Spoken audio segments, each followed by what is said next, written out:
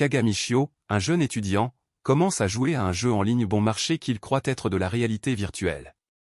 Il se réveille soudainement dans une grange et commence à collecter des objets qu'il trouve en chemin.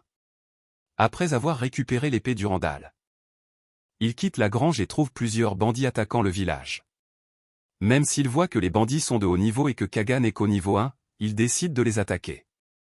Il coupe la tête du premier, poignarde le second dans le cou et coupe un autre en deux faisant fuir les autres. Somara, le chef du village, apparaît et remercie le garçon d'avoir protégé le village, en le récompensant avec des équipements abandonnés et un endroit où se reposer. À ce moment-là, Kaga essaie de se déconnecter mais n'y parvient pas et réalise que le monde qui l'entoure est réel et qu'il doit terminer le jeu avant de pouvoir se déconnecter. Un villageois essaie de voler le butin capturé par Kaga et est condamné à l'esclavage. Pour vendre son butin, Kaga rassemble la prime des bandits et se rend dans la ville de Val.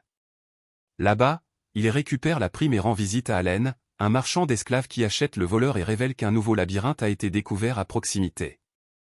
Intrigué par le labyrinthe, Alan suggère à Kaga d'acheter un esclave. Le garçon est confus mais amusé par cette idée. Alan explique ensuite qu'il ne traite qu'avec des esclaves sexuels et soudainement une esclave nommée Roxane apparaît et Kaga est hypnotisé par la beauté de la fille. L'homme réalise que Kaga s'intéresse à la fille et prétend qu'elle est une femme de la plage très utile au combat, et qu'elle est aussi une jeune fille innocente et vierge garantie. Kaga demande si l'esclave peut trahir son maître, et Alan répond que non. Il explique qu'à moins qu'il y ait quelqu'un pour les hériter ou leur promettre leur liberté, un esclave les suivra jusqu'à la tombe. De plus, les esclaves en fuite sont dévoués aux bandits. Se sentant coupable de considérer cela, Kaga est néanmoins ébloui par la possibilité d'avoir une esclave sexuelle consentante. Mais après qu'Alan dise que le prix est de 450 000 pièces d'or et que le garçon dise qu'il n'a pas cet argent, Kaga se prépare à partir et dit au revoir à la fille. Puis Alan dit qu'il peut l'attendre 5 jours. Le garçon quitte l'endroit déterminé à revenir dans 5 jours avec les presque 450 000 pièces d'or nécessaires pour acheter Roxane. 10 ans plus tard, Kaga, maintenant plus âgé, rend visite au village où il s'est réveillé pour la première fois. Avec 5 esclaves féminines, dont Roxane. Voyant un jeune garçon nommé Mio, il lui donne une épée appelée Siméophrage. Roxane est curieuse, mais Kaga admet seulement qu'il connaissait le père de Mio. Dans le présent, Kaga a vendu son butin mais a encore besoin de 70 000 pièces avant de pouvoir se permettre Roxane.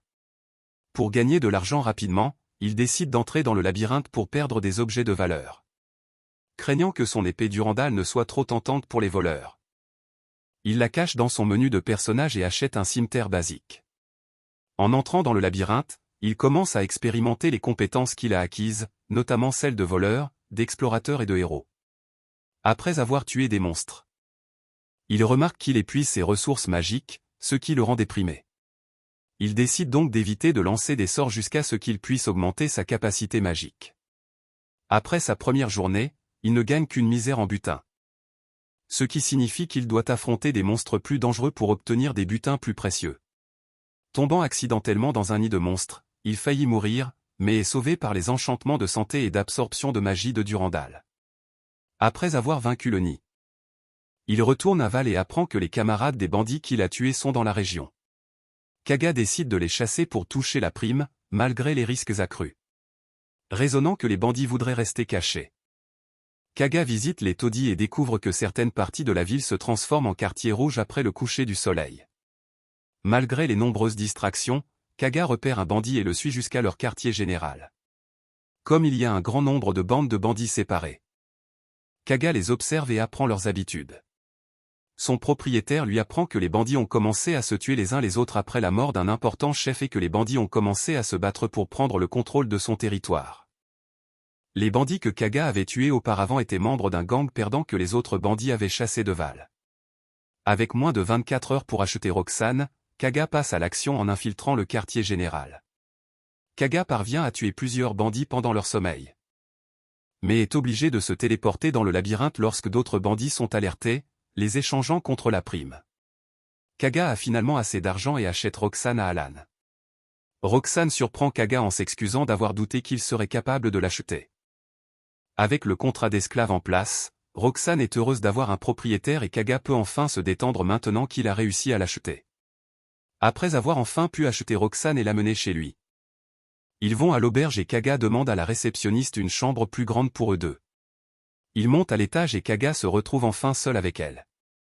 Roxane est visiblement nerveuse et Kaga réalise qu'il s'est trompé en prenant une chambre avec un lit double au lieu de 2 lits simples et il craint que l'idée de partager un lit ne l'effraie.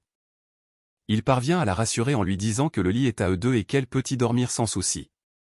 Elle apprécie cela car d'autres maîtres demandent à leurs esclaves de dormir par terre. Roxane se révèle douée pour réparer et entretenir l'équipement.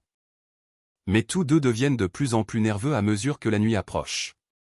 Elle vérifie son épée et dit qu'elle a besoin d'un peu d'entretien, puis demande à Kaga d'utiliser ses anciens sous-vêtements comme chiffon pour entretenir leur équipement, ce que le garçon approuve. Roxane dit qu'il peut manger pendant qu'elle travaille, mais le garçon suggère qu'ils mangent ensemble. La fille commence à se changer avec ses nouveaux vêtements, ce qui excite Kaga, mais il remarque que Roxane est mal à l'aise, alors il essaie de ne pas la regarder. Mais il n'y parvient pas. Soudain, la réceptionniste apporte de l'eau chaude pour qu'il se baigne et Kaga fait de son mieux pour contenir sa joie. Comme il attendait depuis longtemps d'avoir une intimité avec Roxane, il lui demande de lui frotter le dos, ce qu'elle fait. Ensuite, il fait la même chose pour Roxane, en lui lavant également la queue et les cheveux. Lorsque la fille lui lave les cheveux, le garçon n'en peut plus d'attendre et, conscient de la situation, Roxane se précipite vers le placard et prend ses vêtements de femme de chambre, demandant si son maître veut qu'elle les mette. Kaga dit qu'elle n'a pas besoin de le faire, et après lui demander de retirer ses sous-vêtements. Les deux commencent leur moment intime ensemble pendant toute la nuit. Le lendemain matin, alors qu'il s'habille, Kaga lui demande comment ajouter des compétences à son équipement. Roxane explique alors qu'il devrait acheter des équipements qui sont déjà équipés des compétences. Et elle explique que s'il veut ajouter des compétences, il aura besoin de cristaux de compétences, un objet formé par l'accumulation des compétences des monstres, et qu'il se trouve rarement dans le labyrinthe.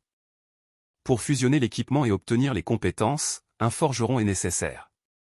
Kaga pense à devenir forgeron, mais Roxane affirme que seuls les nains peuvent faire ce travail. Elle explique en outre qu'il n'est pas recommandé de louer un forgeron. Car cela échoue la plupart du temps et qu'il n'aime pas les transactions directes, même s'il en trouve un, on ne sait pas si on peut leur faire confiance. Kaga est déterminé à recruter un forgeron pour leur groupe. Ils quittent l'auberge, entièrement équipés de leur équipement, et en se dirigeant vers une ruelle sombre, Kaga ouvre un portail qui les transporte directement au premier étage du labyrinthe. Alors qu'ils marchent, Roxane mène le chemin en sentant certains monstres et capacités grâce à sa nature de loup. Elle demande à Kaga de lui prêter un cristal magique, et comme le garçon ne sait pas ce que c'est, elle explique que les monstres sont constitués de pouvoirs magiques et que lorsqu'ils sont vaincus, ils s'accumulent progressivement, formant finalement un cristal magique utilisé par les guildes et les temples comme source d'énergie. Elle a besoin que Kaga lui en prête un car il n'est pas possible de stocker le pouvoir magique lorsqu'on vainc des monstres à moins d'avoir un cristal magique. Kaga demande comment l'obtenir et elle dit qu'en dehors du labyrinthe, on peut les acheter auprès des guildes. Kaga affirme qu'ils en achèteront plus tard et ils se dirigent vers le chemin des monstres. Le garçon tire son épée et parvient à éliminer la créature en un coup. Après avoir senti le prochain chemin, ils avancent et éliminent d'autres monstres. À la fin, Kaga est reconnaissant envers Roxane d'avoir tué autant de monstres par elle-même, disant que sa puissance est impressionnante. Alors qu'elle est toujours debout, Kaga lui demande de prendre place à ses côtés et lui dit que désormais, elle n'a plus besoin d'attendre qu'on lui dise de s'asseoir, et qu'elle devrait s'asseoir aussi près de lui que possible. Il demande à toucher ses oreilles et dit qu'il prend plaisir à être avec elle. Il mentionne que cela lui rappelle du maquis d'algues grillées. Quelque chose qu'il avait l'habitude de manger dans sa patrie. En entendant cela, Roxane lui demande tristement s'il compte retourner dans sa patrie bientôt. Kaga explique alors qu'il ne le peut pas. La fille partage son inquiétude à l'idée qu'ils partent. Ils doivent acheter un cristal magique, et Kaga demande à la réceptionniste d'en obtenir 2. Elle demande s'il est possible d'avoir des cristaux de magie noire, et le garçon les achète, montrant son achat à Roxane. Elle explique que la couleur du cristal magique change en fonction du pouvoir magique qu'il contient. Kaga suggère qu'ils retournent dans le labyrinthe, et ils y vont après qu'il ait éliminé facilement les monstres. Roxane commente que les créatures du premier étage n'ont aucune chance contre lui et demande à passer à un étage supérieur. Alors que le garçon pensait qu'ils allaient descendre, Roxane explique que le labyrinthe monte car c'est une créature vivante qui attire les gens. Utilise des monstres pour les vaincre et se nourrit de leur corps. Pour vaincre le labyrinthe, il est nécessaire de tuer le boss du niveau le plus élevé. En envisageant de se battre, Kaga demande s'il existe des sorts pour attaquer toutes les cibles en même temps. Car il souhaite acquérir une capacité à attaquer plusieurs monstres à la fois, mais la fille répond qu'elle ne sait pas grand-chose à ce sujet. Pensant en lui-même, Kaga réalise que s'il veut devenir un mage, il devrait essayer de lancer des sorts. Mais lorsqu'il essaie de les utiliser sur un monstre, rien ne se passe, ce qui le fait penser qu'il n'a pas assez de points de magie pour les lancer. En regardant le cristal magique, le garçon remarque qu'il est maintenant rouge après avoir tué 10 monstres. Comme Kaga a une amélioration de cristallisation en tant que compétence bonus, le cristal magique devient rapidement violet après qu'il ait seulement vaincu 32 monstres. Voulant augmenter leur capacité de guérison, Kaga demande à Roxane de se battre à main nue. Et alors que Kaga a du mal à le faire, Roxane parvient à les éliminer facilement. Quelques monstres plus tard, Kaga parvient à se soigner avec sa nouvelle compétence et attribue à Roxane un nouveau rôle de moine, ce qui rend la fille excitée. De retour dans leur chambre, ils répètent leur moment de la veille, en se lavant mutuellement et en étant intimes. Le lendemain, ils se dirigent à nouveau vers le labyrinthe, cette fois déterminés à éliminer le boss final. Lorsqu'ils entrent, ils trouvent une petite pièce puis soudain, ils ressentent des tremblements de terre et un monstre arbre apparaît devant eux. Ils pensent que ce monstre est le boss, mais découvrent qu'il s'agit d'un monstre ordinaire du premier niveau. Ils l'attaquent rapidement, mais les coups ordinaires ne l'affectent pas. Finalement, Michio le coupe en deux et découvre que c'est le boss. Ce monstre se transforme en un petit papier utilisable pour fabriquer des médicaments. Ensuite, il passe au deuxième étage. Michio demande à Roxane s'il est possible de retourner au premier étage et de combattre à nouveau le boss. Ainsi que d'obtenir ce papier pour acquérir la compétence de guérison. La dernière fois, il a donné la compétence de guérison à Roxane et il est en réalité revenu par la porte, mais le problème est qu'il s'est retrouvé à l'extérieur du labyrinthe. Il se sentait honteux devant Roxane. Alors il lui a dit qu'il a fait ça pour être sûr. Après leur retour dans le labyrinthe, Michio bat facilement le monstre et obtient la compétence d'herboriste de niveau 1. Il essaie cette compétence et obtient des pilules d'antidote, anti-poison. Il découvre également que certains monstres utilisent du poison pour attaquer. Ils se rendent donc dans l'un des magasins pour acheter des médicaments, ainsi que des pilules de renforcement et de traitement contre la paralysie et l'ossification. Ensuite, ils retournent dans le labyrinthe. Mais cette fois-ci, tous les monstres du deuxième niveau sont en forme de duo, car Michio est maintenant au deuxième étage. Les nouveaux monstres sont des larves qu'ils battent facilement jusqu'à ce qu'ils trouvent l'une des larves puissantes qui utilise la magie.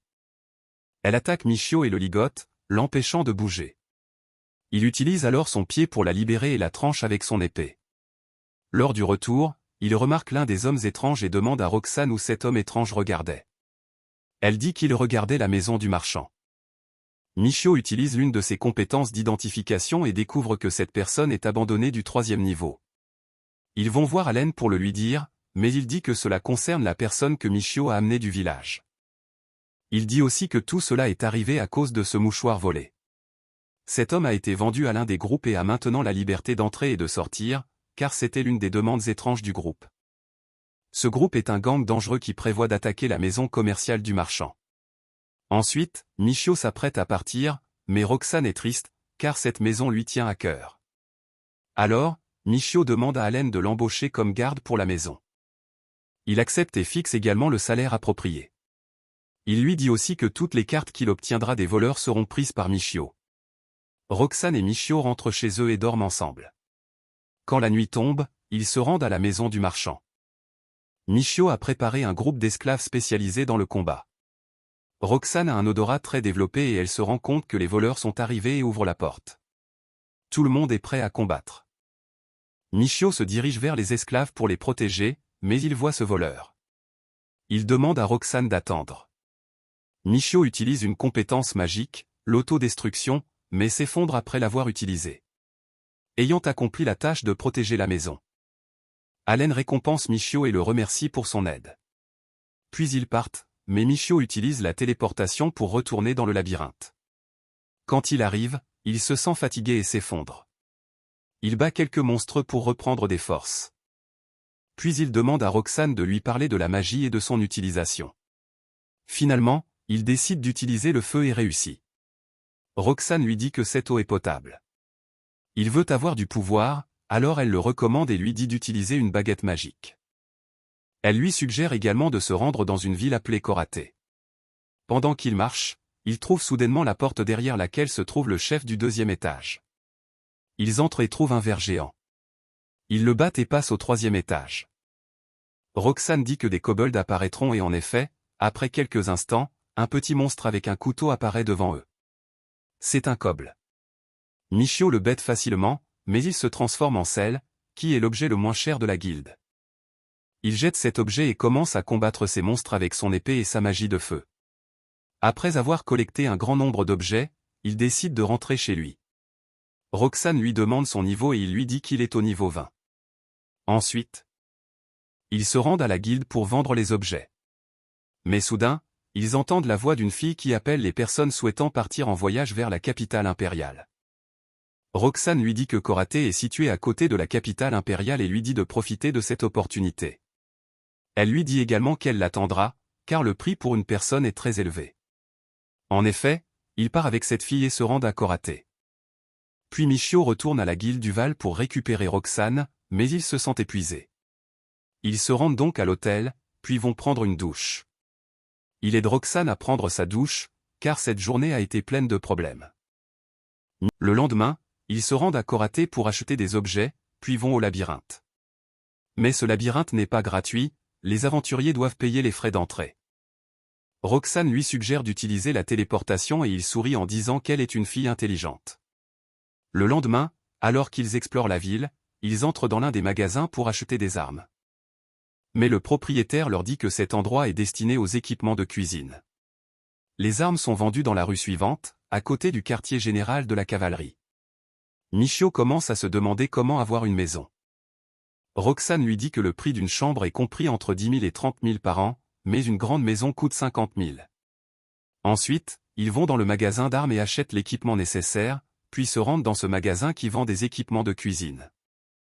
Il demande à cette femme comment vivre ici et elle lui dit qu'il n'y a pas de restrictions dans cette ville et que tout le monde peut y vivre après avoir confirmé son identité. Elle supervise le 6e district, car la ville est divisée en 6 districts. Elle lui parle également des prix des maisons. Elle regarde Roxane et dit qu'elle est belle. Michio lui demande de lui montrer quelques maisons et ils vont réellement voir la première maison, qui est grande. Cette femme dit que l'ancien propriétaire a entretenu les portes, les fenêtres et les salles de bain. Michio vérifie également tout cela et utilise la téléportation sur les murs, ce qui fonctionne vraiment. Ensuite, il va chez le marchand et lui dit qu'il accepte de rester dans cette maison. Le prix de la maison est de 45 000 par an. Maintenant, ils doivent se rendre au siège des chevaliers pour le contrat, et ils parviennent effectivement à contourner le contrôle des cartes et signent le contrat. Ensuite, ils achètent quelques équipements pour la cuisine et rentrent chez eux. Ils se préparent à emménager dans leur nouvelle maison. Ils rendent la clé aux travailleurs et se rendent chez eux par téléportation. Roxane salue Michio et lui souhaite la bienvenue dans sa nouvelle maison. Il veut l'embrasser, mais soudain la sonnette retentit. La commande pour les meubles est arrivée, mais elle arrive au mauvais moment. Il dispose les meubles en utilisant la téléportation et maintenant la maison est prête. La nuit tombe et ils dorment ensemble. Le lendemain, ils se rendent donc dans le labyrinthe, qui est plein d'aventuriers. Roxane lui dit que la raison en est que ce labyrinthe est très célèbre. Ils vont au premier étage dans la salle d'attente du chef, mais ils trouvent une longue file d'attente. Pendant qu'ils attendent, Roxane dit que personne n'a pu atteindre le dernier étage et si l'un des aventuriers réussissait à atteindre cet étage, sa probabilité de survie serait d'1%. Leur tour arrive pour entrer au premier étage et ils trouvent des kobolds, qu'ils battent facilement. Ils passent ensuite au deuxième étage. Michio est excité d'utiliser la magie, car il pense qu'il trouvera des monstres mythiques à cet étage, mais il s'avère que cet endroit est rempli de petits monstres, ce qui le décourage. Il décide alors de rentrer chez lui. Le lendemain, ils vont au labyrinthe, mais cette fois, ils trouvent un gros monstre qui ressemble à un mouton. Michio attaque, mais soudain, il se tient le ventre et commence à avoir des maux de tête et à manquer de concentration. Lorsqu'il reprend conscience, il trouve Roxane en train de combattre ce monstre, mais elle est blessée. Il la soigne tout en attaquant le monstre. Roxane retrouve sa santé et aide Michio à le battre, mais avec beaucoup de difficultés. Après leur retour à la maison, Roxane ne sait pas ce que Michio attend, car il ne lui a rien dit. Quelques instants plus tard, le marchand arrive et leur apporte la commande. Roxane ne comprend pas pourquoi Michio a acheté ce seau géant, alors il lui dit que c'est une baignoire et lui demande de lui apporter de l'eau. Il utilise la magie pour préparer un bain chaud et, après quelques tentatives infructueuses, Il parvient enfin à préparer de l'eau chaude pour la douche. Ils prennent ensuite un bain ensemble, mais Michio fait les choses différemment cette fois-ci. Après la douche, ils dorment ensemble.